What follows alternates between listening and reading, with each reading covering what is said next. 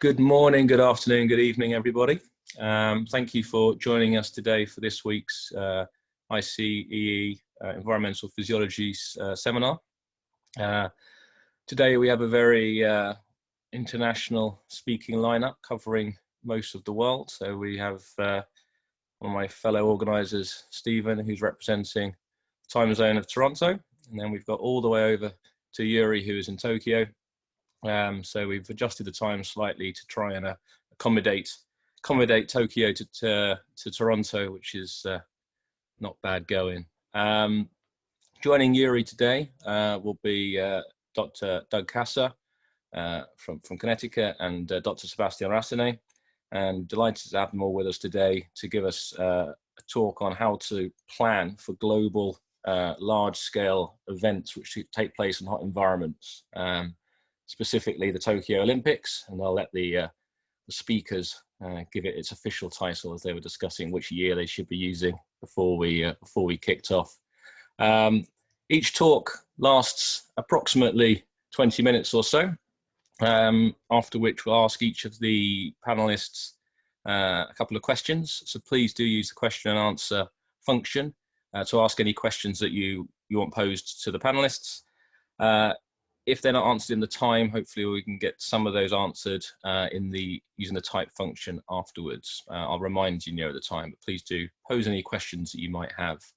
We're going to start with Sebastien Racinais, then we're going to move on to Dr. Doug Casa, and then Dr. Yuri Hosokawa.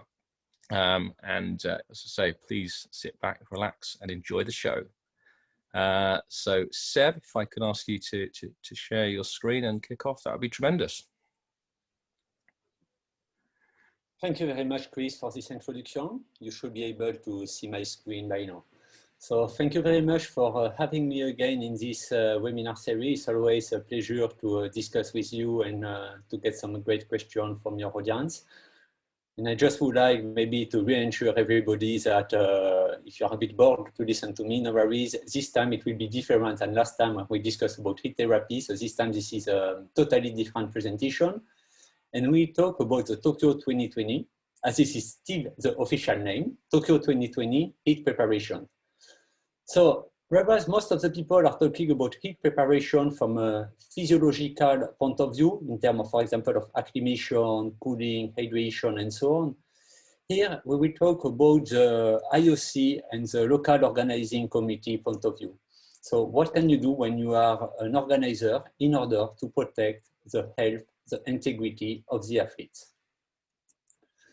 To do so, there will be three parts in this webinar. So I will start by talking about the prevention measures that have been taken.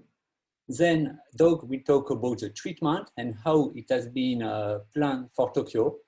And then Yuri will discuss about how both prevention and treatment have been integrated into the local specific context, both from organizing an Olympics perspective, but also the Japanese culture. Everything started a bit more than 2 years ago, in August 2018, with the creation of the IOC Adverse Weather Impact Expert Working Group for the Olympic Games Tokyo 2020. This is a very, very long name for this working group, but this is the official name of this working group. And I got the privilege to be named the chairman of this group. And one of my first thoughts when that happened was obviously to invite Doug and Yuri in it, for their incredible knowledge in the area of athlete protection. So first, as you can see, this is something that has been going on for more than 2 years, with a meeting an online meeting every 4 to 6 weeks that involve a panel of international experts in the field of heat, of international experts in the field of athlete protection in an Olympic setting, as well as several members from the local organizing committee, such as, for example, the CMO of the game, and so on. First things first, when you have to consider risk analysis in order to protect athletes, the method that you use is actually not specific to sport, not specific to the Olympics. This is the same method that you will use in an industry setting or in any other setting. So you have to consider both the severity and the likelihood of any adverse event that may happen. In the context of exercising in the heat, most of the adverse events that we consider are somewhere on this yellow line, so in the middle, in between the green line, the green area and the red area. This is not random. That will be the case for most of the conditions you will consider, because very simply, if something is both rare and insignificant, we generally don't even talk about it. We don't even think to it. So generally, there is kind of nothing there. And then if something in the red area, because it is both likely and catastrophic, that will not be an Olympic event. That may be still a sport event. So for example, if you are doing a best jumping, the likelihood to have a catastrophic event is moderate to likely, but this is not an Olympic event. So we have been focusing on those issues located in this yellow area and thinking, how can we take them closer of the green area, of the safe area? How can we take them away from the red area? And when you're in the context of the Olympic Games, you have to consider that in addition of thousands of athletes, there will be hundreds of thousands of spectators. So this is obviously increasing the numbers, increasing the likelihood. So this is also something you have to consider. Because if you don't do anything for them, even if the severity of the symptom may be only minor, that's a bit the same problem as the COVID. If you get hundreds of new patients at once in a single city, then you will saturate the local treatment facility, the local healthcare system. So looking at the most catastrophic event, obviously you need to have a contingency plan. And this is what Doug will discuss about, so I will not even enter into the detail here. What I will discuss about is a prevention, because even for catastrophic event, there is some prevention possible.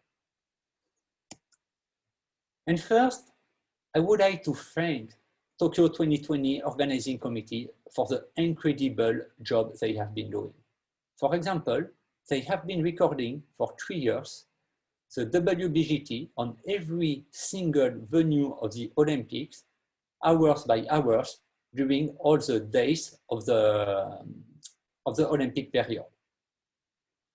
What you can see here, for example, is the WBGT that was recorded in 2019, last year, in the Olympic Stadium, that is the main stadium for the Olympic Games. Once you have this information, you can then look at the schedule, how it is planned. And for example, the Olympic Stadium will welcome the athletics event.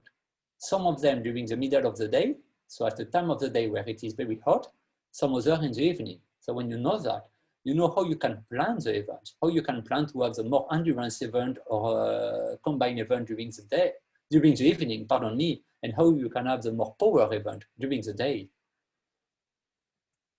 Sometimes it is not possible to move around. So for example, the final of the football women tournament will be held in the Olympic Stadium, in the main stadium, in the middle of the day.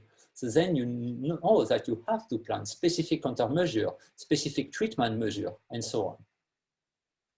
And then we did that venue per venue, sport by sport. So for example, here you can see the WBGT in the Tokyo Stadium. That is a stadium that will welcome the Rugby 7 tournament. And when you look at that, you see that some of the games were planned just after the rise in temperature and humidity, so the rise in WBGT, and others were played in the late afternoon after the drop in those conditions. So what we did is that we advanced slightly the games that were planned in the morning in order to avoid the peak in WBGT. And this kind of modification has been done for several events. So the rugby has been advanced, triathlon has been advanced by an hour, mountain bike has been postponed by 90 minutes because it was planned in the afternoon, and so on. So events by events, venue by venue, you look at what you can do in order to improve the condition. Then there is also technological solution to that. So for example, the 3x3 basketball courts will be shaded. Or there will be shade provided also to the athlete who have to rest for a while inside of the field of play. That's the case in skateboard, for example, or in BMX freestyle also, as another example.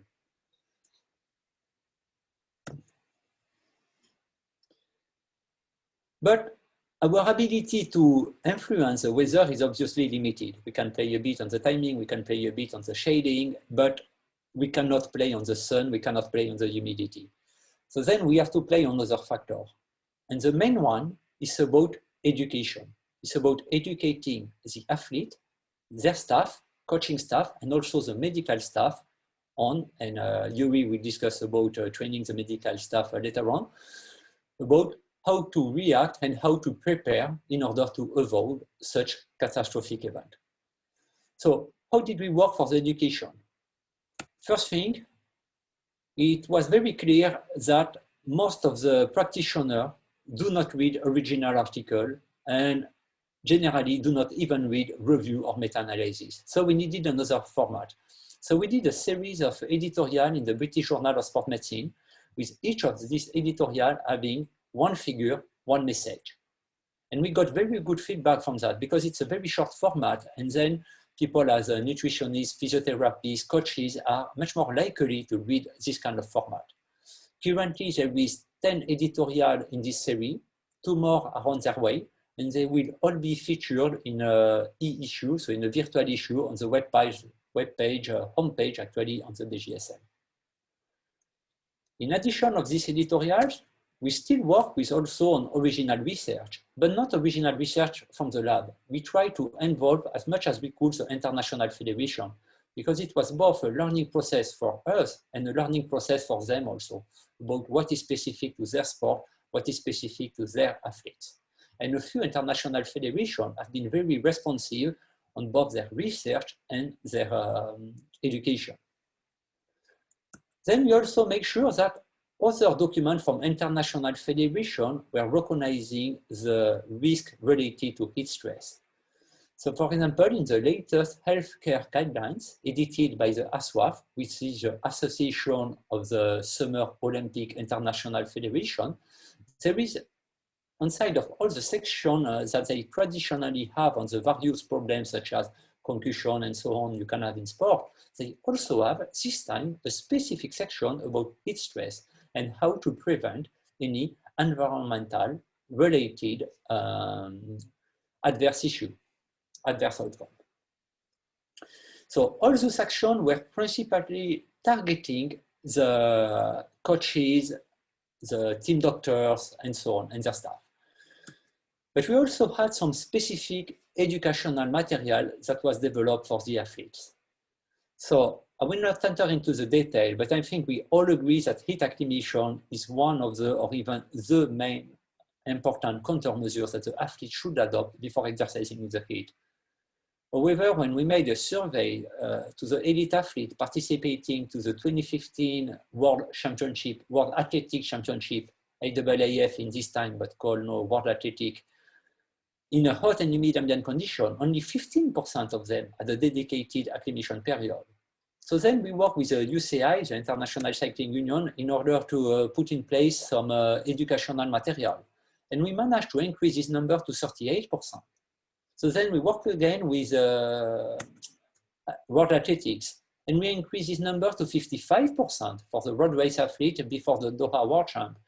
So slowly, we are getting there. Little by little, the number of athletes preparing specifically for the heat before an event in the heat is increasing. We are getting there, but we are not there yet. Our target is 100%, not 55%.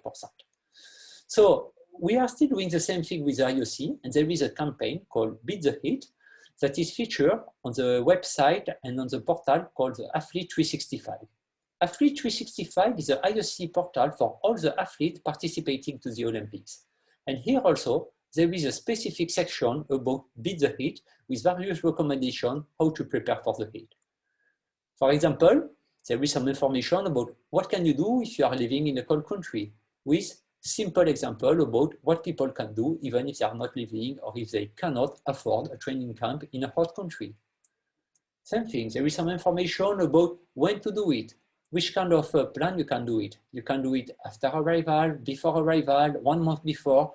There is various solutions. It's not one size fits all. But the main message is you have to do something. Whatever you do, you have to do something. You don't have to follow a specific program. We can adapt the program to your needs, but you have to do something. There is no excuses for doing nothing. Unfortunately, all of those actions turn out to be pretty good to reach the entourage of the athlete, but not the athlete itself. So now we are working on a media campaign because it seems that it will be the best way to reach the athlete by using small videos and short messages through social media. And for example, the two first videos that are currently in preparation, one will feature an African male endurance athlete, and the other one will feature a European female team sport player. So we try to have different profile of athletes, telling about their experience, telling about how they are preparing for the heat in order to motivate the other to follow those role models. But even if our priority has been on preventing the most catastrophic event, we also have been working on the other part of this spectrum, especially everything that is there in the middle, that is both moderately likelihood with major severity, can put a significant burden on the healthcare system and on the medical service on the venue, but can also be quite a big burden for the athlete. So for that, in addition of the educational material that I presented before, we also work on the simple countermeasures that will be available on the field of play or before or after the competition for the athletes. But then, as I mentioned in my introduction, considering the athlete is not enough. We have to consider there will be hundreds of thousands of spectators that will move to Tokyo for the Olympics. If COVID allows, I should add. But if COVID allows, we should have hundreds of thousands of spectators gathering to Tokyo for the Olympics. So those spectators, they also need educational material. And this is the case with a spectator guidebook that will be distributed to every single spectator, and that will include specific information about how to deal with the heat in Japan and how to contact, for example, the local health services. Then, they will also the overseas spectators will also receive a monthly newsletter after buying their ticket, giving some advice also on climate and weather. And there will be also an app developed informing the spectators about the environmental condition on the days and giving some tips. Then when you consider the spectator, we have to consider what we call the last mile. So roughly what is it? Is it spectator will leave their hotel, come by various ways of transportation towards the venue. And the closest you get of the venue, the biggest the crowd will become. And this is, so the last mile, this area is the closest to the venue, but before they enter the venue, so the area where they can be resting for a long time, waiting for the venue to open, or just queuing for the safety check at the entrance of the venue, is quite a sensitive area. Once in the venue, you also have to work about what is available for spectators. So we work venue by venue, looking at the number of drinking fountain and the number of water taps that was available during venue per venue to make sure there will be enough for the spectators. And one of the biggest challenges was to authorize the spectators to bring their own bottle in the stadium. That sounds as a simple measure, but if you think to it, it's always forbidden for spectators to bring their own bottles in the stadium, both for safety reasons, as this can be a projectile, as well as for marketing reasons. So trying to change, to bend this rule was quite a big effort from our group, and we were successful in that. So for the first time in Tokyo, the spectators will be allowed to bring their own bottle in the stadium. Then you may think, yes, it's a detail because they can also buy a drink in the stadium. That's true, but by allowing the spectators to bring their bottle in the stadium, that means they will come with their bottle. So that means they will drink during the transportation. During the 2 hours journey from the hotel to the venue, they will have their drink with them. If they are not allowed to enter with a drink, they are likely to come and to queue before entering the venue with nothing. So this was something quite important for us. And as well as spectators, we also have been considering the workforce, because this is also tens of thousands of people who will be volunteering for the Olympics. And you may remember that 2 years ago, it was quite a dramatic event in one of the amusement parks in Japan with a mascot who died of heat stroke due to the heat generated by the costume. So we have been working for the spectators, working on which kind of goodies and hydration they should receive with their package, as well as some potential cooling solution for them, at least for some of them. So to wrap it up, we work as a team of international experts, at least we so call ourselves like that, maybe we should not, but it's a team with a range of competencies that goes from exercise physiologists to climatologists to medical doctors. And this team is working under the patronage of the IOC and is working hand by hand with the organizing committee of the Olympic Games. And then my concluding remark, as we said, in healthcare system, the patient is the most important member of the team.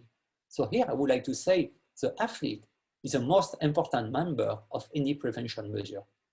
We can plan whatever we want on our side, but if the athlete doesn't want to go through what dog will present after and do not want to enjoy the pleasure of a rectal probe and aggressive cooling, he has to prepare for exercising in the heat. So most of the countermeasures are just in the hands of the athlete, and unfortunately, a lot of them are not doing it yet. So my main take-home message, if you're an athlete or if you are in contact with athlete, is prepare for Tokyo. Whatever your event, indoor or outdoor, short duration or long duration, consider you will be there for 2 weeks in hot and humid ambient conditions. Thank you.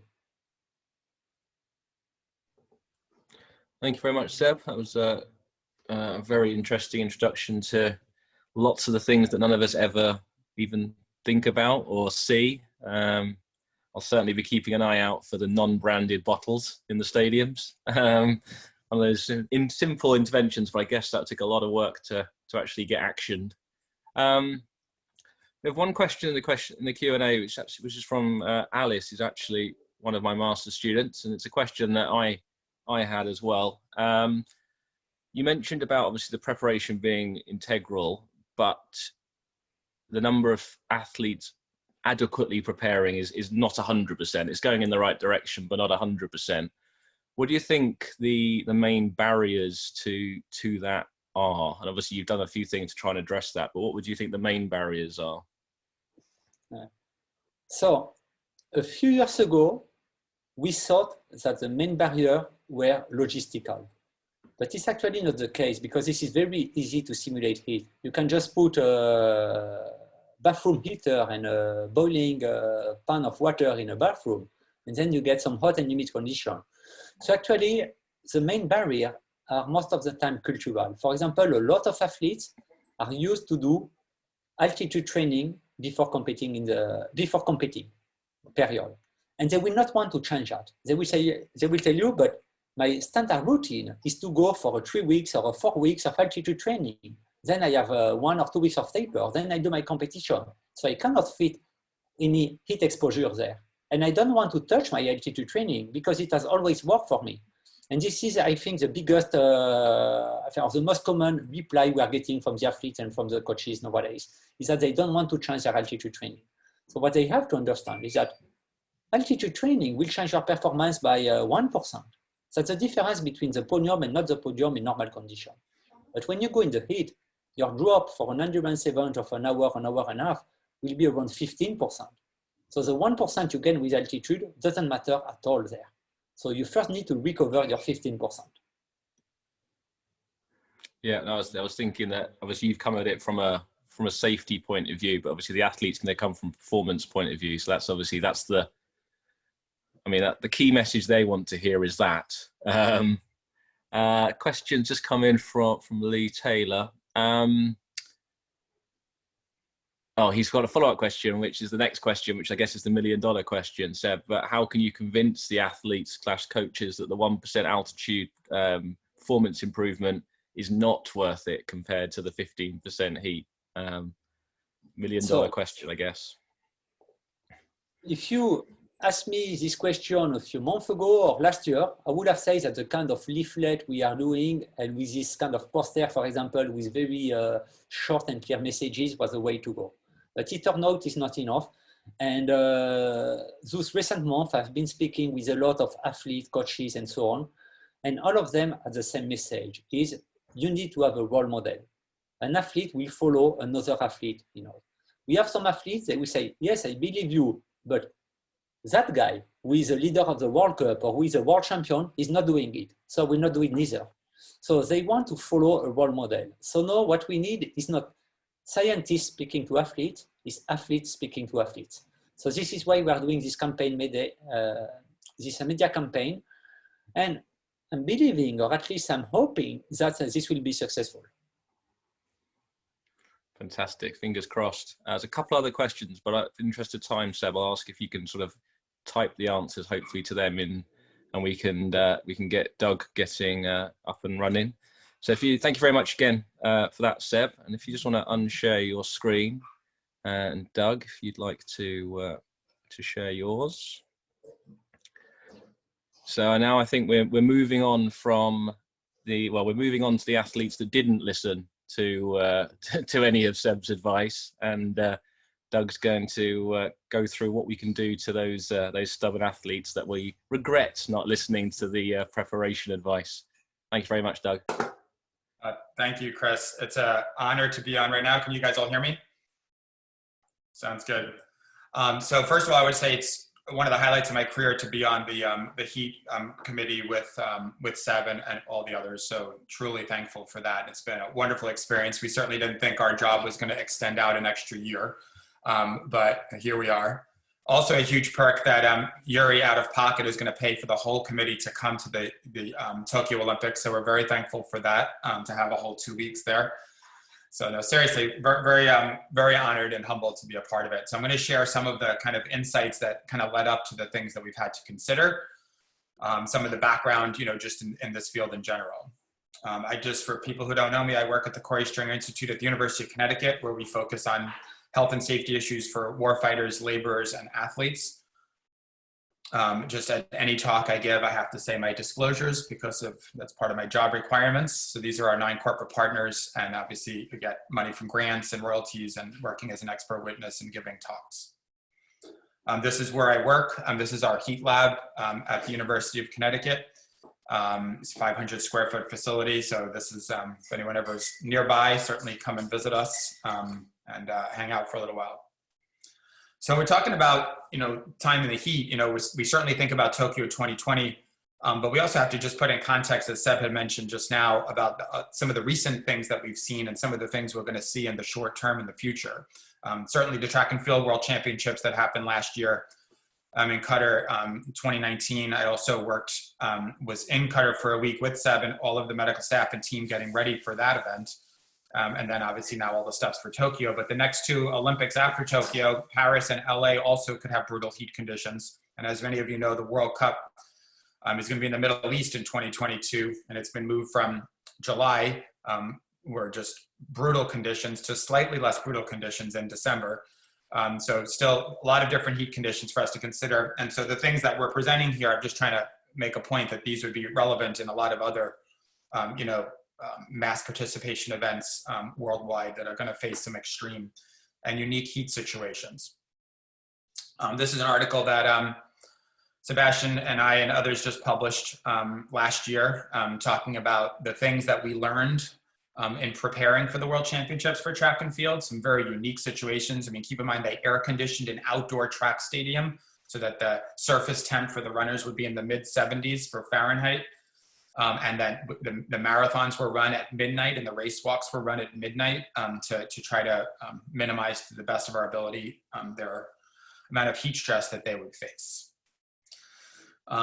Last year, Yuri, Dr. Grunstein, and myself published an article looking at all of the previous World Cups and Summer Olympics to kind of see where 2022 for soccer and or for football for you guys, and Tokyo 2020 would be. And we found that, for instance, the Tokyo Summer Olympics would likely be the hottest Summer Olympics in history if just they had their average temperatures. So I thought you'd find that interesting.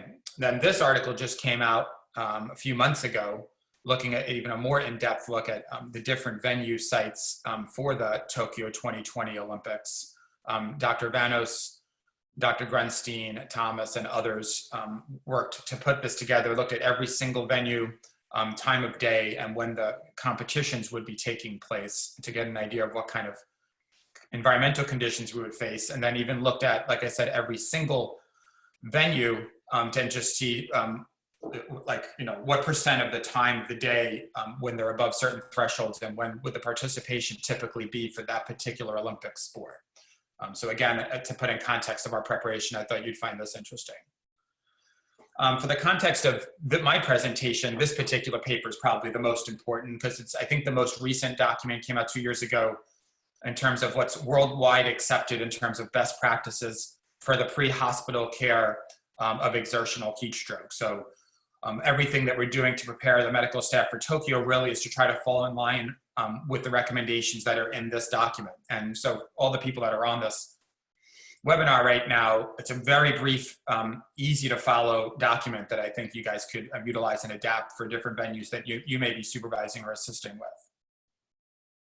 Similarly, just in the past year, in the British Journal of Sport Medicine, the Chief Medical Officer, Dr. Hanline from the NCAA, published this document that had a lot of heat-specific issues in it from the collegiate perspective in America of how to reduce catastrophic heat events. So this is, again, this was endorsed by 13 worldwide sports medicine organizations. So again, I'm trying to give you an idea of some recent documents that kind of help us establish best practices since they've been endorsed by many different experts and organizations. This is an example of another one in America in the high school setting. This is 2013. This was for preventing sudden death, and heat was one of the components that was focused on. Doing a deeper dive for the topic here today for me with heat stroke, I think this article for me is kind of, I think, maybe my most important publication of my career back in 2007 when we published this, an Exercise in Sports Science Reviews, when we tried to really look at the biophysics of cold water immersion and try to refute some of the things that are out there, because a lot of people at that time and, you know, through history and still today don't utilize cold water immersion for various reasons. And we wanted to kind of go through that systematically to try to address those issues. In fact, one of the tables in the paper goes through the different reasons why people have recommended not using cold water immersion, for instance, vasoconstriction, shivering, things like that. We actually take direct quotes from previous papers and then try to refute those in the context of this publication. Then just to take a step back, I always like to look at things historically. These are 2 historical papers we have published back in 2010, where we looked at the last 3,000 years to see what people have done through history to deal with heat stroke, because sometimes I think you can learn a lot by looking backwards before you move forwards. So I think these also, for the geeks on this webinar, they could find some of this information quite interesting. I thought it was interesting in 1854, Dr. Swift made note that there wasn't really much known that really worked well in the realm of exertional heat stroke, which, you know, has carried forward through time. And Dr. Levick in 1859 wrote similarly about how exertional heat strokes are a really unique medical condition, that it can take down the healthiest, most fit people. Okay, these aren't people with comorbidities, any problems beforehand. You could have the most prepared person in the world succumb to an exertional heat stroke, and the healthiest person. So that really separates it a lot from other medical conditions, and why we still need to be prepared to treat it, even if everyone's done every preventative strategy that is recommended. In the past, just to kind of give context, you know, these are some of the horrible things people have done through history to treat heat stroke. For instance, bloodletting, where they would just open up different parts of your body to let blood drain out because they thought the heat would be removed from the body. So you can imagine a person suffering from heat stroke, severely hyperthermic, likely dehydrated, and they're now losing large quantities of blood. Friction massages is the worst thing to imagine. They would use sandpaper over the entire body so that you'd be bleeding from all of the skin surface area, again, thinking heat would be relieved from the body. So again, it's, I think, important to look back to see what people have done. But these 2 particular quotes I thought you'd find interesting. The bottom right, I think it's important. From the experience of several physicians, it must be remarked that the treatment of thermic fever, every ambulance should carry ice, sprinkler, and a pail, and the patient should be treated on spot until the ambulance surgeon feels it is safe to move him. It is essential to have the patient's clothing removed and best to take thermometric observations with a thermometer in the rectum. That was 1895, with a 3 core premise items I'm going to mention: rectal temperature, using ice or cold water immersion, and then treating on site. Those things, unfortunately, kind of got lost through history after Wilson noted these. But thankfully, in the last 20 years, we've have a lot more success. I've mentioned this here because anybody who's on this webinar, I'm formally inviting you to the Falmouth Road Race in Massachusetts on Cape Cod. That's the third Sunday in August every year. We average 20 to 30 heat strokes every year in just a 2-hour stretch. It's a 12K road race in August. We have about 30 international guests that come each year to get experience with heat stroke. A lot of the people that are there, the next heat stroke that they care for will be their first one, so they're very thankful to get it. So I'm welcoming anybody who would like to come to get that experience. The person on the left is Dr. Jardine, who's the medical director.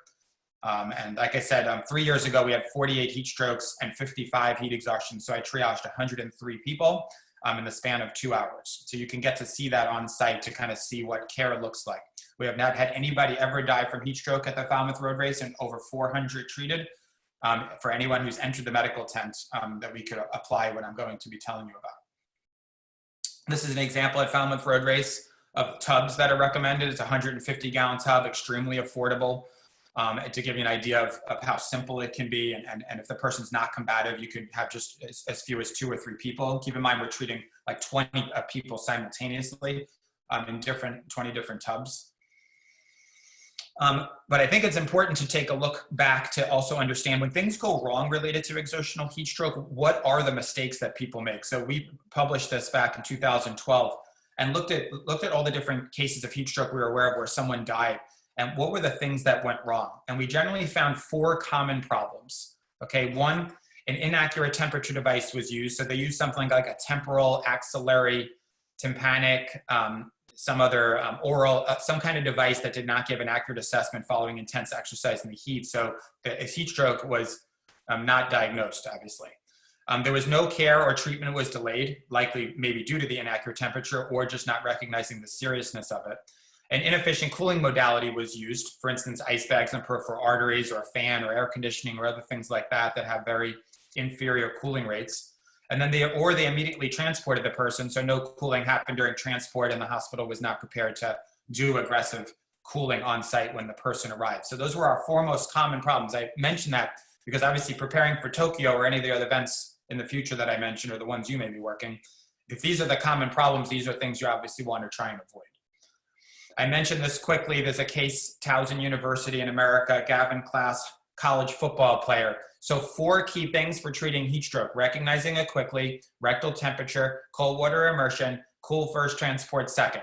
In his case, they did number 1 and number 3. They recognized it quickly. They used cold water immersion. They didn't do a rectal temperature, but they only kept him in the tub for 3 minutes because the ambulance arrived quickly and they took him out. 90 minutes later, he was still over 42 degrees Fahrenheit, Celsius and over 109 Fahrenheit. And he ended up having 22 surgeries and a liver transplant. So he ended up surviving, but it was almost a 3-year recovery. And the point was, if he had stayed in the tub, based on my data, but over 350 heat strokes that we've studied really closely, he probably would have had dinner with his teammates that night, or at worst had breakfast with his teammates the next morning, instead of having a 3-year recovery.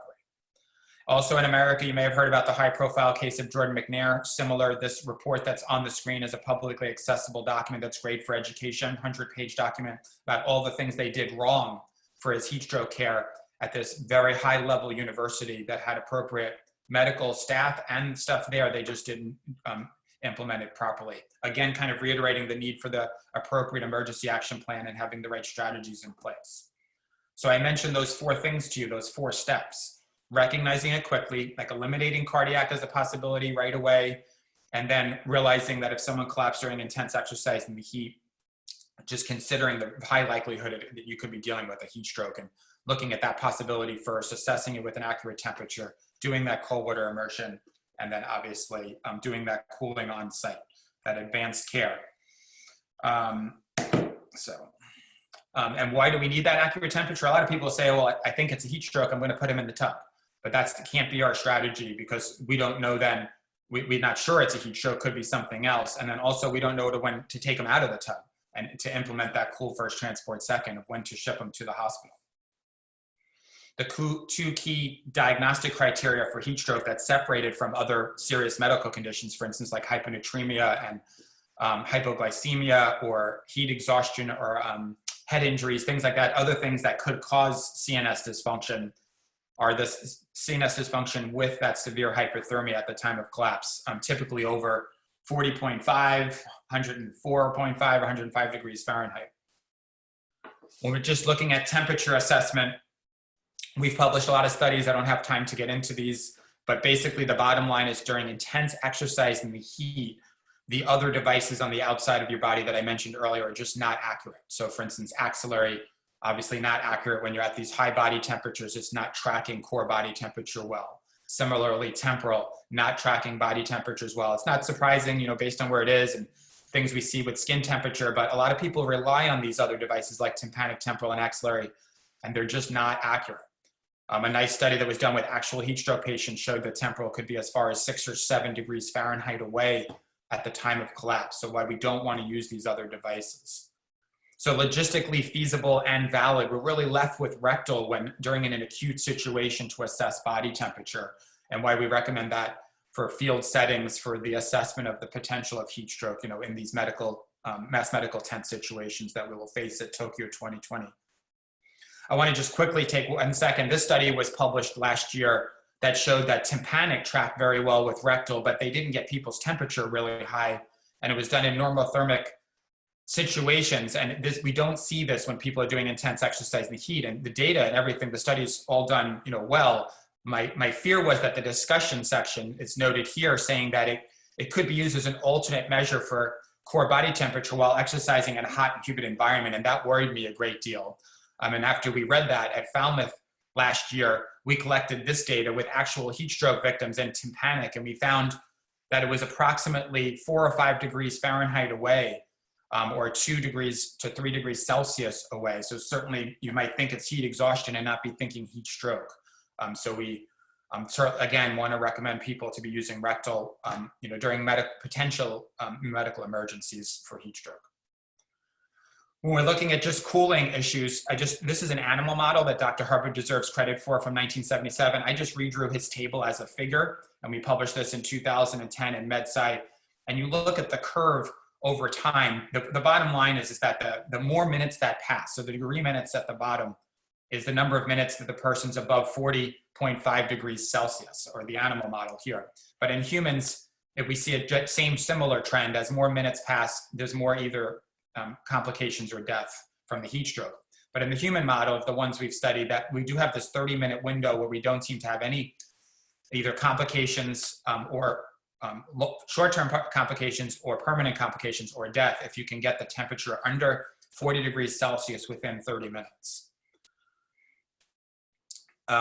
So the largest data set ever published related to cold water immersion was from the Falmouth road race a few years ago, 274 heat stroke victims. We had 100% survivability when people were placed in a cold water tub within 10 minutes of collapse. So that just kind of reiterating the importance of that. Just this past, just a few months ago, the three of us who are presenting here today published this in the British Journal of Sports Medicine, looking at specific issues that we're facing heading into Japan in Tokyo 2020 and trying to establish these best practices in a unique setting, because what's unique in Japan is they traditionally have not done rectal temperatures for body temperature assessment in athletic venues, and they traditionally have not done cold water immersion. So we're not just, you know, facing the logistics of this large scale medical event in a hot weather situation, we're also facing this incredible logistics of people who are doing the medical care have not traditionally done these methodologies. So you have this double, you know, things to consider and to overcome. Just yesterday or a couple of days ago, this was published in a emergency medicine journal in America, and we were refuting some of the cooling that was done in military situations where they're using ice sheet applications. And again, you can see the number of minutes to get someone down to 40 degrees Celsius. And you're looking at 14 minutes with cold water immersion, and these other modalities, specifically the ice sheet that the military was using, was massively higher, you know, potentially 3 times higher. Cooling rates just not acceptable. Cold water immersion done just average could give you 0.22 degrees Celsius per minute. The Glenn Kenny work out of University of Ottawa, when it's done exceptionally well, all of the body in the water, really high circulation of the water, really cold water, you can get it up to a 0.35 degrees Celsius per minute. I don't have time to get into this, but I would love to explain this at another time. This is an example of different cooling rates of different modalities. On the left is what I learned in school back in the 1980s, which is ice bags on peripheral arteries. You can see that it takes a really long time to cool someone down from about 42 to about 39 degrees Celsius. On the right side is the Glenn Kenny work, what I just mentioned. But all the other ones to the right of the red line are cold water immersion, which are giving you that under 30 minutes, you're getting someone under 40 degrees Celsius. And that's really, remember, our big goal that we're trying to do to assure not just survivability, but not having long-term complications. This is the study I just mentioned from Dr. Kenny, who's obviously done a lot of the seminal work related to the biophysics and cooling rates for humans in cold water immersion.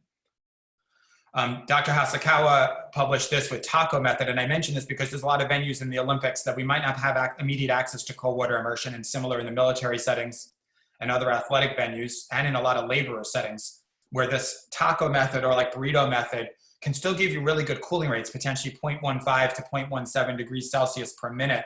And you can still, if you act efficiently, you can still get them under in that 30-minute window. So just having a cooler, ice, water, towels, and a tarp, you know, you could potentially still have an effective cooling strategy in a remote situation, or while you're getting them to definitive care and using the cold water immersion. I just have a couple more slides. I know I'm running late. Just a tidbit. Initial cooling, if you're using rectal temperature, you don't see fast cooling in that first 6 or 7 minutes, and then you see really fast cooling. So when I say cooling is 0.22 degrees Celsius per minute, that's the average of the whole like 15 or 20 minutes of cooling. It's not, so it's slower early, faster later.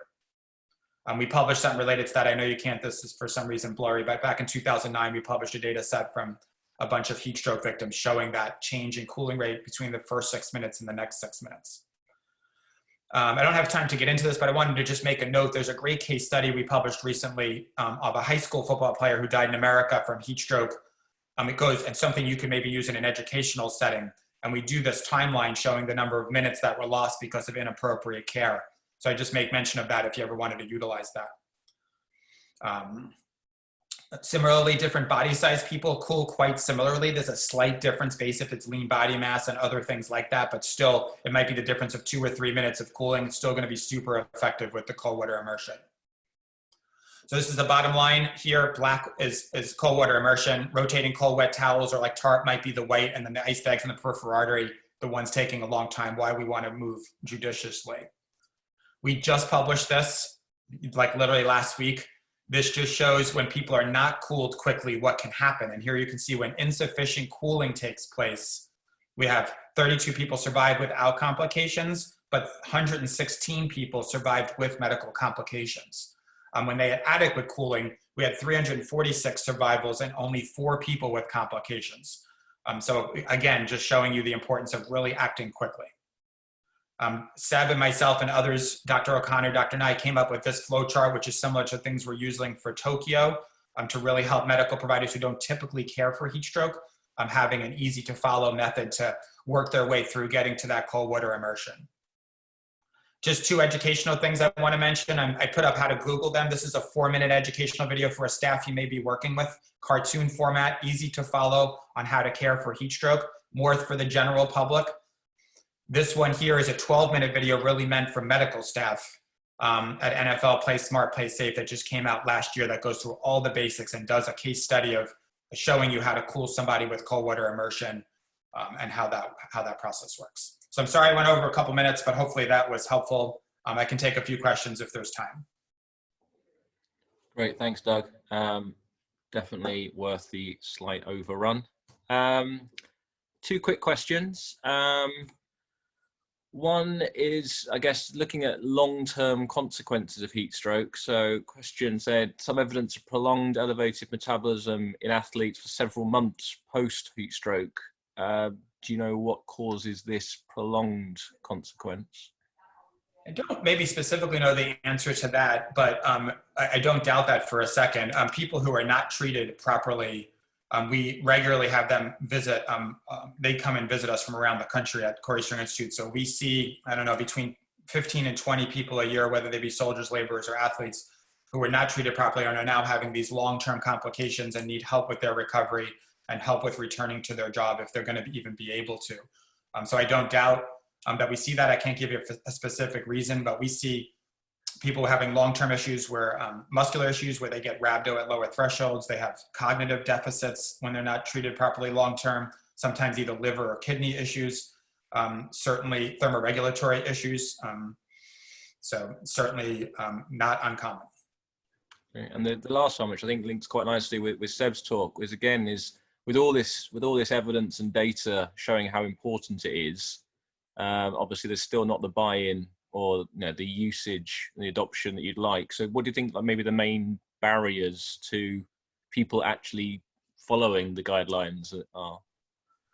To be honest, from a medical side of thing, I think it's just education, because when you get in front of a group of educated medical professionals and you do the presentation like I did, most of the people sitting there are super eager to try to get this stuff in place to make sure they're adopting the best practices. Like when I was with Sebastien in his country, they typically hadn't done the things that I recommended, but there was complete buy-in from all the medical staff who were going to be providing medical care for the track and field world championships and for the the FIFA World Cup coming up. And I think it was a matter of talking it through. I did like a 3-hour lecture and lab where all the medical staff got to actually practice and do all these things. And if they didn't learn it in school, it's a little tougher to consider how to implement it. But once I think you get through some of those barriers and hurdles, I think you come out the other side willing to, consider it.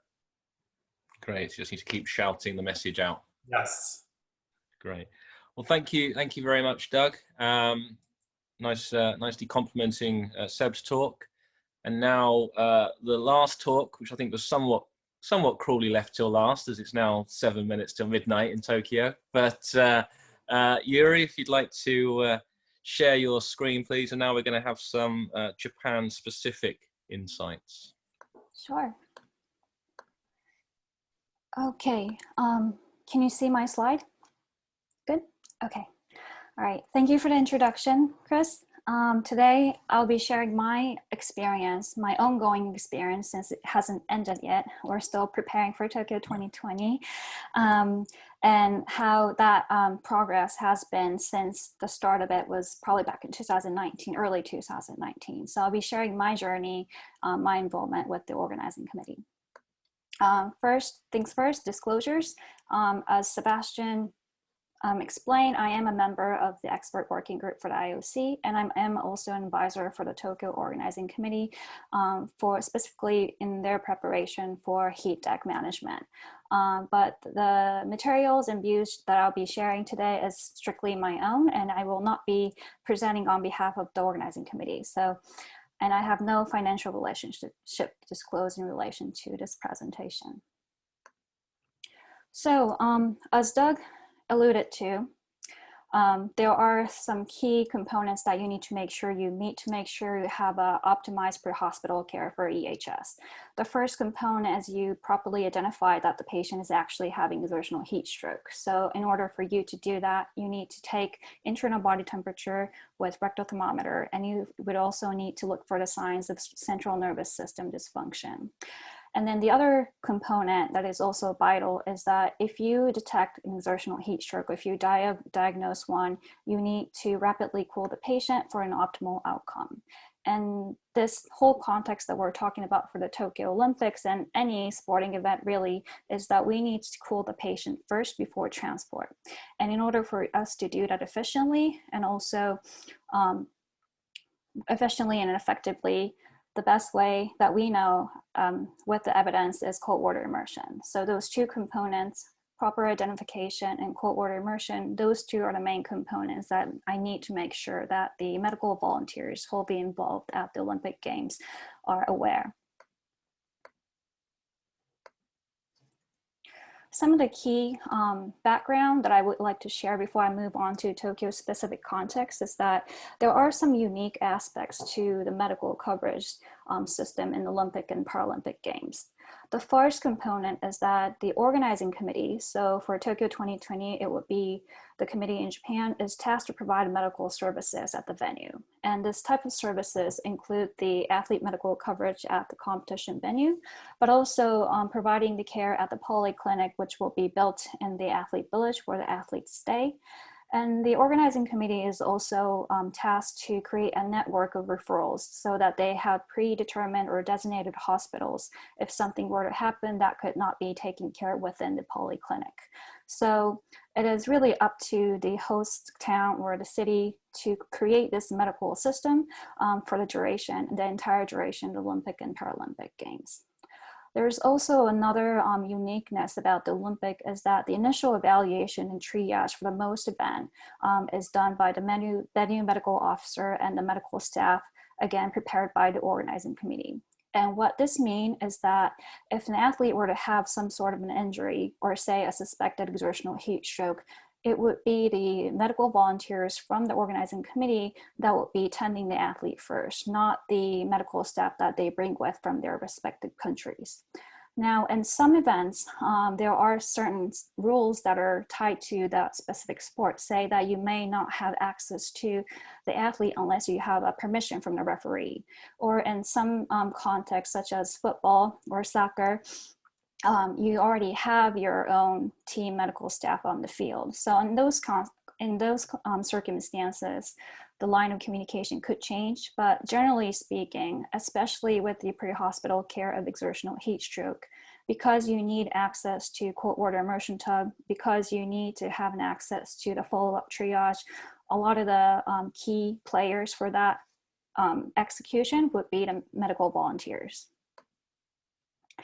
So when I was first asked to be on the heat expert group and also be an advisor for the organizing committee, I was given two tasks. One was to design a heat deck for each venue that we identify as high risk event. And then the second part was the education, which Doug and Sebastien both emphasized that we need to educate before the event and we need to also rehearse before the event so that they feel more confident about actually applying it to a real life scenario. So first, I'll be sharing my experience in designing the heat deck. Heat deck is a designated area within, or it could be an adjacent to a medical tent. Ideally, it would be within a main medical tent, but for some circumstances, you might have it next to the medical tent. And for those of you who have attended race medicine contexts, such as Falmouth, which you'll see the picture on the right. This is actually a photo from the Falmouth Road Race. The photo on the left is from the World Championship in the World Athletics. These are something that we would envision as a good heat deck, where you would have cold water immersion tub ready, you have abundance of ice, you have stretchers caught for patient monitoring, you have pretty good space, and you have also water source and drainage and so forth. So when I first started the conversation with the operations staff for the organizing committee, I asked them to make sure we have a room where we could keep their privacy because we will be conducting rectal temperature assessment. And also we need to have a room or an area where we could handle water and ice. So this was the initial answers that I got. And you'll see that this looks very different, but still meets what I've asked, right? And this, when I first asked the operations staff, so there were non-medical staffs and they've probably never seen exertional heat stroke. And when I asked them to make sure we have access to water or make sure we have access to drainage or make sure we have access to the field of play, these were the type of proposals that I received. And I soon realized that maybe I didn't explain the context clearly and why we need to. Because for medical staffs and maybe exercise physiologists as well, it is pretty clear that we need to take rectal temperature or internal body temperature of some sort to accurately assess. And it is pretty clear that we need to have some sort of area that you could fully immerse the patient. But those type of contexts, again, if you don't explain it well on the very beginning, you can't assume that they get it. So after that encounter, I had this kind of my own checklist for a venue setup, and I've decided that I need to physically visit every single site that we will be implementing cold water immersion. So due to COVID-19, I haven't had the chance to visit all the venues yet, but for the ones I was able to access, my task was to identify all potential areas for heat deck setup. And I mean all setups because for an event like an Olympics where there are so many different stakeholders, you have people who are working with media, you have people who are liaisons for spectators. We want to make sure that the athletes are also having a good time. With all that in consideration, it is sometimes hard to really secure a location or area where you really want to have the medical setup to be, but that may be taken by other department and so forth. So as soon as I go to each of the venues, what I would do is I would check for water source, drainage, power outlets, because those are the key components that I would need to really have a good heat deck setup, but also identify any areas that could potentially become. So it could be a makeup tent that is just dedicated for that couple of days, it becomes a heat deck. And so it was more of a thinking outside the box. You can't assume that the preset medical room is an ideal location. The other things to consider in terms of the execution is that it is pretty obvious that you need to have a direct access to the field of play, but also you need to be cognizant of the ambulance access, for example, because these access points are usually fixed, so you can't actually move that. You can't ask the ambulance to come on a different side. It really has to do with how the venue is built and so forth. So those key information you'll need to make sure that before even thinking about the potential areas. Obviously, ideally, you would want to have the heat deck area within the main medical tent or the room, but that is not always the case. So you'll also want to make sure that you have a direct passage between main medical room or tent to the heat decks without having spectators or media see you. And so the spectator zone and media zone were very sensitive about those two, because again, with something as large as an Olympics, and if someone were to collapse during the games, that is not something that you would want for the entire world to see. So triaging it right and making sure that you have minimal impact for the athlete's career as well. Those are some of the priorities that you really need to emphasize. That is somewhat different from just working in a high school or a college, sporting team. The other line of traffic, the traffic line you need to really check is the ice refill. So for those of you who's never seen the actual process of cold water immersion, at minimum, you'll need about 30 kilos of ice at a time. So as soon as the first bunch of ice melts, then you would add another. So you can't expect to have a small fridge or a small cooler or even an ice machine. Those won't be ready. So usually what happens is you'll have a truck full of ice or a room full of ice just dedicated for the ice room. And we also need to make sure that that location is optimized for our own heat deck area. So if you think about all these, just as simple as some venue setup, there are so many different things that you need to consider. And so as I had multiple meetings with the operations staff, there were some rules that I had in my mind that I made sure that I kept strictly, because the first one, it being most important, is to propose the most optimal setup first. Because I saw this opportunity, I saw this as a perfect opportunity to educate non-medical stakeholders of the game operation to really understand what we're looking at. It's much easier for the medical staff team to understand the premise and the theory and the need to do cold water immersion and have those good traffic line to have a good execution. But for the operations staff, this might not be their first priority. So the first thing I made sure is that they know what's the most optimal setup. And then from there, you work your way out. And this whole process is very similar to devising a field study, because in the field study, you have these certain components that you just cannot compromise. In this context, in the pre-hospital care of EHS, you want to make sure that you have access to the field of play, you have access to water and ice, and the privacy of athletes. Those three components you just cannot compromise. But other items, you might be able to modify, and those are the communication piece that you need to work with, not the medical staff, but with the operations staff, so that at the end of the day, you are on the same page with the operational staff. And when something do change, and it could change quite often because there are so many again, stakeholders that make up this whole competition and games. So when something do happen that warrant you to change the location, now you have someone who will stand up for you and say, no, this has to go in a priority, or have an alternative option ready for you that makes more sense than what you saw initially, like the option you see at the left bottom of this slide.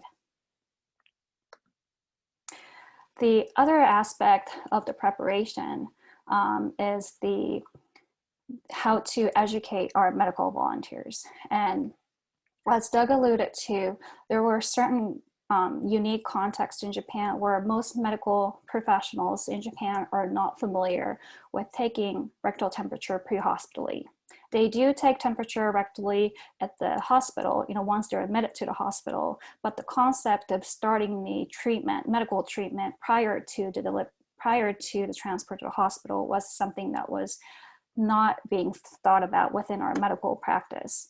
And therefore, a lot of the educational textbooks and the leaflets that had to do with exertional heat illness and classic illness, they both really focused on symptom-based diagnosis, meaning that they hadn't really addressed about rectal temperature assessment either. So some of the key components that Doug emphasized, having the rectal temperature ready to assess and conducting also cold water immersion pre-hospitally, all those contexts were really never been thought about. So my other half of the task was to educate our peers to make sure that they feel comfortable and that by the time the game day comes, they have had some sort of rehearsal or real experience so that the day of the games won't be their first time.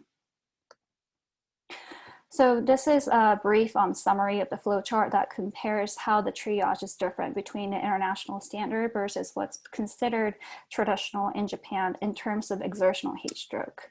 So in the international standard for the exertional heat stroke care, rectal temperature is assessed as soon as you suspect the patient is having exertional heat stroke, and then you go on to the treatment. So by the time you're transporting the patient, the person has already have reduced body temperature, and you're just doing that for a follow-up. Versus the context that we have in Japan is that you're not starting the treatment until you transport the patient to the hospital. So the extent of care that the patient may get is really applying cold packs to the peripheral arteries or rehydration. And so there were a lot of, I would say that they weren't aware of it, but there were a lot of the legal barriers and other contextual things, such as there's not many medical providers who actually work in the sports setting.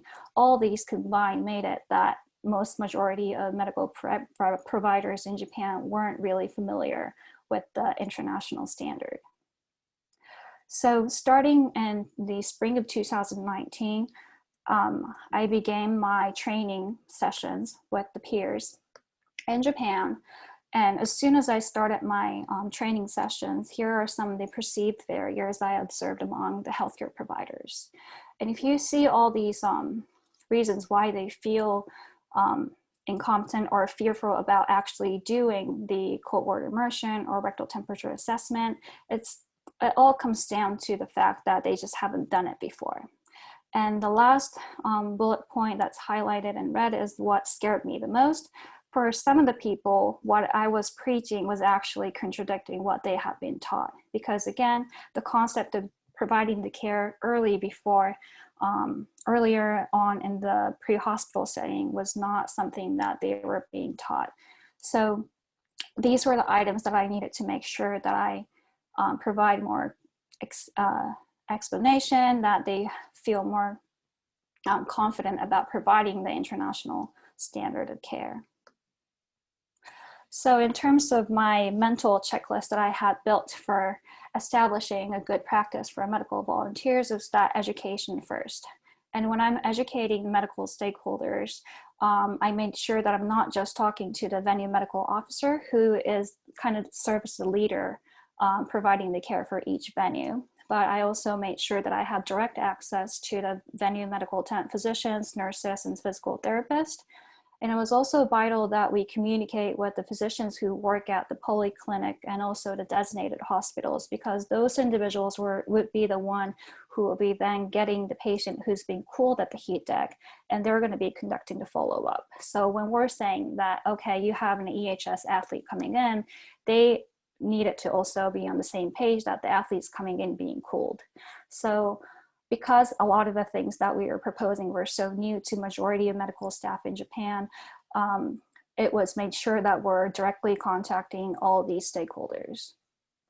It was also necessary that we adapt the policy and procedures to fit the local regulation, which I'll describe later in the slides, and then rehearse, and rehearse. We made sure that prior to COVID pandemic, we had multiple test events scheduled, that we made sure that all these medical volunteers who will likely be working at the 2020 Games had the opportunity to see what's going on, to use the equipment, and not just work with the mannequins or to rehearse each other, but actually be at the actual venue and see what could happen. So those were some of the things that we made sure happens the summer before what's originally the 2020 Tokyo Olympics. In terms of the heat deck operation, we also needed to define how many people we would need for each venue. And to do that, we formed a heat team, which is a group of people. They would work in a unit to treat one patient. So for the context of Tokyo Olympics, I had made this recommendation to have at least 4 personnel per unit. And this number was important for the planning standpoint, because if you're working for a marathon race for a weekend, for example, you might only need a medical volunteer for half a day, or maybe even on Saturday and Sunday, and that's it. But when we're talking about the Olympic and Paralympic Games, you need individual medical volunteers for the entirety of the entire 3 to 4 weeks. And that is a lot of human resource that you would need to execute such a high quality medical service. So for that context, instead of saying you need a fixed number of personnel, I said at least 4 personnel to form a heat team, so that the national federation and the other leaders of each federation had their own decision-making process to make sure that they could actually meet what we're asking to do. So that was type of an accommodation that we had to make. Within the heat team, we are recommending that they have a physician and a nurse and an additional 2 individuals who are someone like athletic trainer or a physical therapist who has worked with athletes before. And that component is very important, because for those doctors and nurses who's never been actually worked at the field setting, all the athletes who had just finished a marathon would look ill and sick because they have just exerted themselves. And we don't want them to have their blood pressure go up by seeing that, okay, all these patients are ill, because that is not the truth in the athletic setting. So we wanted to make sure that for each heat team, we have at least 1 personnel, preferably 2, that has that are well-versed with athletic setting, so that they could also assist the clinical decision-making of physician and nurse. And those 2 individuals are really the only person in our local regulation that could do diagnosis and rectal temperature assessment. So we rely heavily on our physician group, and then we have the nurse to assist, but the athletic trainers and physical therapists, again, would come and they would play a great role in giving the context and helping those people who might be working in the clinic and the hospital settings for the usual days, that they understand what we're being asked to do in this very unique elite athletic setting. Here's a photo from a test event from 2019 Marathon Grand Championship. This was before COVID. I think it took place in September. You can see that this looks very like a practice session, but this was their first time actually establishing a heat deck. So you'll see that there is a stretcher here. It's a mesh stretcher that you'll have a patient lie on here. And this is where you would take the rectal temperature assessment. And if you go right outside, you have this cold water immersion area that you could cool the patient. And this entire area is simply or solely dedicated for exertional heat stroke care only. So the main medical tent was actually placed elsewhere that's close from here. So really building these tent setup and showing them what it looks like. This might not look quite like Falmouth, but for them to really get the idea of what entails within the execution of EHS pre-hospital care, these events were really helpful, because then they have more confidence in saying that, okay, when we were to encounter the next event, and if that next event could be the actual Olympic Games, that they are more keen and aware that, you know, and they also have their own way of logistic and say, okay, I would want to have this equipment on this side, and all these nuances are very important. So the list of consideration goes on. There are so many other items that you need to make sure that the operational staff and the medical staff understand. With regards to COVID-19, because cold water immersion and rectal temperature assessment does not involve aerosol production, at this point, the general rule of thumb is that we follow the general protocol for infectious control. So we would wear PPEs, keep social distancing, not have too many unnecessary personnel within the same area, but otherwise we will be conducting the same procedure: take rectal temperature, cool the person on site, and then transport second. So this is my last slide. This journey with the Tokyo 2020 preparation, although now we might have it in 21, this, you know, whether we have it or not, this whole journey has brought a great opportunity for our medical cohort in Japan to really rethink about the paradigm of pre-hospital care of EHS. And I think if we haven't had this opportunity to think about it before the Olympics, I don't know if we would ever actually have the felt the need to do so. So we're very grateful that we're now having this opportunity to elevate our standard of care. And the heat expert group is currently finalizing the policy and procedures for the EHS management for the Olympics. And we plan on publishing this in a scientific manuscript format, so that it won't be just the document or the production for the Olympic Games, but we want the other international events. As Doug mentioned, there are so many different worldwide, you know, international level competition that's scheduled in the summertime that we know will have brutal heat exposure. So by documenting all the processes that we've learned through the Tokyo 2020 preparation, we're hoping that we could help shape the standards of the future games. So this brings me to my end of my presentation. Thank you for listening. Great, thank you very much, Yuri. Thank you very much, particularly as well, because your presentation started yesterday and finished tomorrow. So good job. One quick question, there's a couple of questions in the Q&A, but one I thought of is, how do you go about preparing for adequate provision?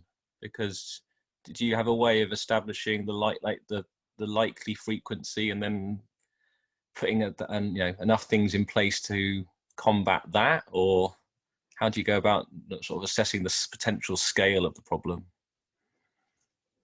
In terms of the readiness for the medical volunteers, or from? Yeah, so how do you make sure that you have enough like provision to treat? So in terms of the like the personnel, number of personnel needed and number of equipment or amount of equipment needed, those we actually don't have previous data from previous Olympics. So we would be making a lot of educated guesses from other published works that we see from marathon races and other events. So that's when we have the minds of the heat expert group come in, that we've actually gone through the list of events that require a heat deck because we suspect that those will be a high risk event. And from there, we are recalculating the number of players who will be involved throughout the competition, what are the duration of each game, how many days in between they have in between the competitions. So we're taking all those components in consideration and coming up with the final, I guess, protocol, including the numbers and the amount of resources that we would need. Great. Another question, which is looking at from a slightly different perspective. So rather than looking at the athletes, what is put in place for the volunteers and the spectators? Obviously, the likelihood of severe cases is lower, but are you involved in the planning for that side of things as well? For me, I'm only dedicated to the athlete care, but there are different sections of medical providers who are solely working on the spectator safety aspect, and they have their own protocol. And obviously we're not, hopefully we won't see exertional heat stroke cases among spectators, but because we're likely to see more heat exhaustions and heat syncope cases, or simply just not feeling well cases, we have a group of emergency medical folks have their own plans ready, and they'll have their own designated medical tent locations so that we're not obviously combining everyone into one place. Great. And then the last one, which is from Jason Lee in Singapore, which is aimed at yourself and at Doug. Just to finish, I guess it brings it all together. He said, with a scenario, so if there's a heat casualty being cooled to 38 degrees Celsius rectal, but still showing signs of exertional heat illness, so being delirious, etc., should cooling stop, or should cooling be based on rectal or signs? That makes sense. So if being cooled down to 38, should you continue to cool, or should you stop cooling? You got it, Yuri. Sure. So in terms of making sure that we won't get the overshoot, hyperthermic overshoot, 38 or stopping after you reach below 39 is really a good way to determine when to stop cooling. But obviously that's not the single factor that you would decide your treatment process. So you'll be monitoring the patient for the entirety of the time. For some instances where the patient is actually exhibiting more severe signs and symptoms that's outside of rectal temperature, then you would then have to suspect that there might be something else. It could be hypoglycemia, hyponatremia, all these other differential diagnoses come in. So for the protocols that we're establishing that Sebastien, Doug, and I made, we have these different triage and different decision tree that we're not just focusing on exertional heat stroke, but we're also taking care of other X factors that could present themselves as what was said in the question. So there are always other items that we need to consider, obviously, by. Also, Chris, just to add on to, when they're down at 39, 38, we're not really worried about heat stroke anymore. I mean, once we get them under that 40 or 40.5 range, we just don't see the long-term, cell damage and complications. So the key is getting their temperature down as fast as humanly possible to under 40. And then we'll deal with the other issues. For instance, Yuri mentioned hypothermic overshoot. Some people get too cold, we'll warm them back up. And some people are combative and other such things. But in terms of their long-term outcome, we just got to get their temp down quickly.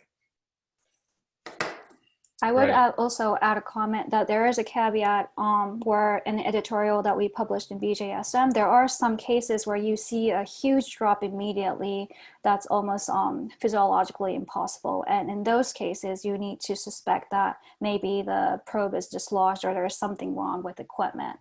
So when we're educating our medical providers, we also need to make sure that they know what normal would look like, so that they could also not be just relying on the number they see in a monitor, but they're actually seeing the scene comprehensively.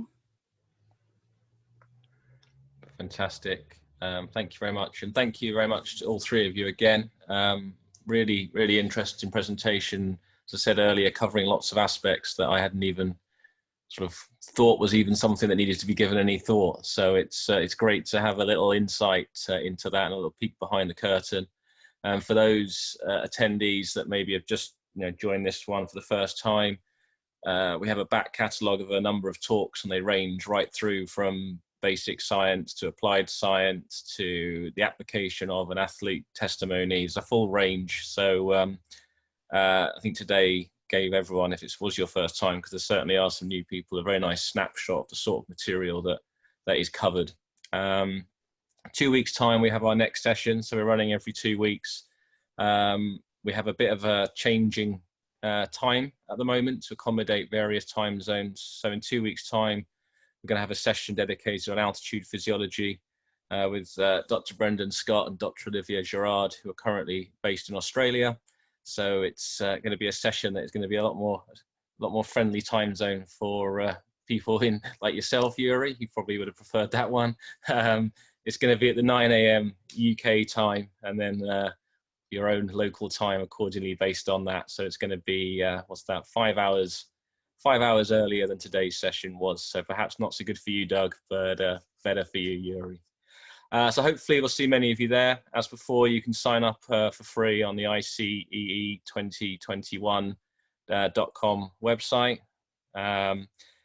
Register there for free, and then we will hopefully see you online in 2 weeks' time. But once again, thank you very much to Doug, Sebastien, and Yuri. Great talk.